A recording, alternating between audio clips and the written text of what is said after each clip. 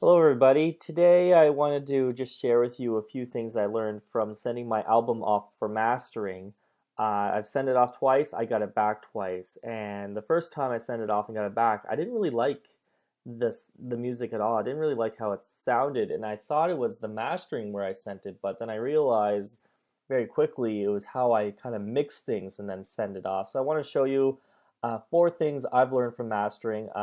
You spend a lot of money getting somebody else to master your music, and here's just a way to save yourself a little time and with little money, just getting a few things set up first. This right here is a template. When I load in Cubase, I have this template, and I start all of my songs on this one template. And as time goes on, and as I learn things, how I want things to sound, I go and change my template for the next song coming up. So this is where things stand right now. I plan on changing this every time I get new ideas for mixing. But first thing I've learned, when I got the master back, the bass, the low end was messy, which means I call it muddy. Like it didn't make any sense. It wasn't really clean and crisp sounding. It was just very, very messy sounding. So going through and mixing my music after that, I realized that the bass here and the kick track here were both panned to stereo. So as you can see here, this is a combined panner, center, center. So this is now mono. This is the kick right here. And this is my bass track. You can see left 20, right 20. Panned very, very close together. That really, really cleaned up the bass for me. There's definitely a few other steps I've done, but that's one thing I find consistently. If I pan them closer together, it does clean up the bass, and actually it makes them stronger. When I pan them together, it just things were a little bit more clear, but actually also a little bit louder. Another thing I learned, as you can see in my template here, everything's at -5 decibels. When I first started my templates, everything was at 0, and then I'd have this track, I'd like it, so I turn it up a little bit. This track I like a little more, so I turn this up a little bit. I just wasn't having the room I needed to mix things. So then I started wasting my time just turning everything down. So I'm going to start at a lower volume, and then once I'm kind of done arranging the music, then go into mixing it, and then play around with the faders a little bit more. One thing I discussed in a couple of videos, loop mash right here. I love using it. And if you don't understand this tool, what happens, you drop samples into each one of these tracks. There's 8 of them. And then it takes like a piece of this sample, a piece of this sample, piece of this sample, and it pieces new samples together. And you have all these options for audio parameters and all these samples and options how to work these samples. What happened, the kind of music I'm doing is like EDM music, but for a lot of music, the kick drum would be like 1, 2, 3, 4. Every fourth beat, there's a kick drum. Loop mash didn't really do that. It'd be like, it just kind of do the kick wherever. Like everything that came out of this with the music made sense, but it wasn't a straight fourth kick. So what happened in the mastering, the kick actually disappeared. The reason that is, you keep on hearing about layering larger sounds.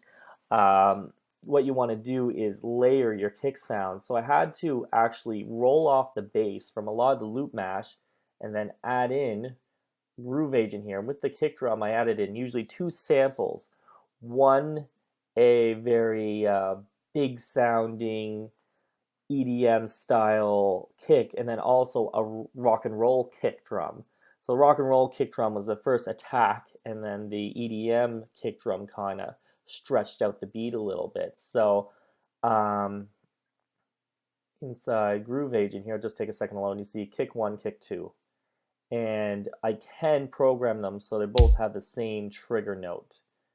So that's up to me if I want to program them together. So there's kind of like a rock, and there's kind of like an EDM, and those kind of sound a lot alike. In some songs I have them sound very, very different.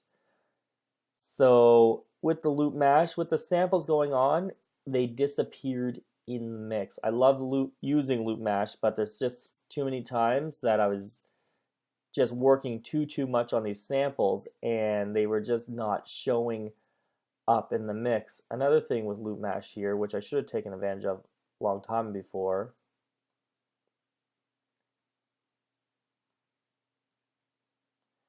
is you have the option to put each one of these tracks as their own individual output.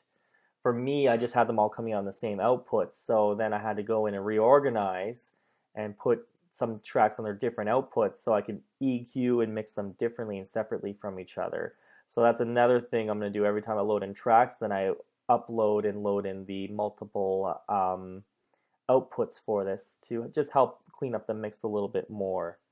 The next mistake, and the biggest mistake I did when I sent things off to mastering, is I had these output setting here. This is the stereo channel, and I had my whole mastering suite set up here. And for me, mastering, I believe, is talent, not tools. I would never claim to know how to master, and I believe that everyone should always send their music somewhere else to be mastered. It's a good way to get a different set of ears on everything, and just somebody else to get a kind of a new approach to see how they kind of mix the music here. But my mastering suite, pretty much the default, there's a multi-band compressor, and then right below, multi-band, compressor, kind of flatten out everything. Right below it, I had an equalizer to kind of boost the frequencies that I want, because sometimes the multi-band kind of flattens things out a little too much. And then under that, I had a vintage compressor, this one right here, just lightly set to kind of smooth things out.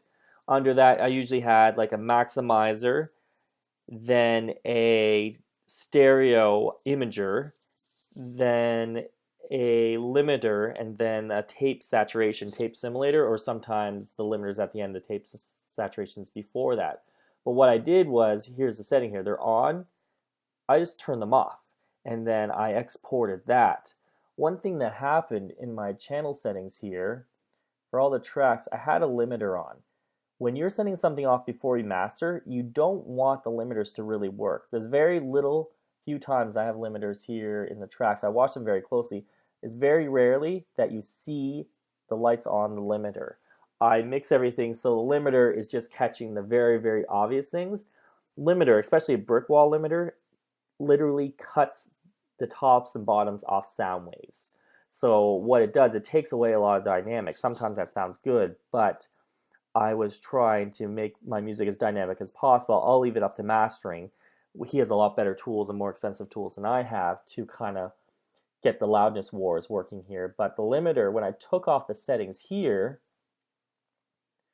that just meant that now the limiter was working overtime, like it was just maxed out and brick walling everything. So I sent him off the master, and I'm sure when the first time he got this, the music, he wasn't too impressed with the mixing at all. But he did what he could and sent it back to me, and just something sounded wrong. It's because everything was brick walled, and we discovered that later, that this was not working. It was exactly what I wanted to do, just sitting there catching the obvious things. But the second I disabled my mastering strip to export it, this thing was working overtime. So just something to watch for. But that's a few lessons I've learned from just getting my album mastered.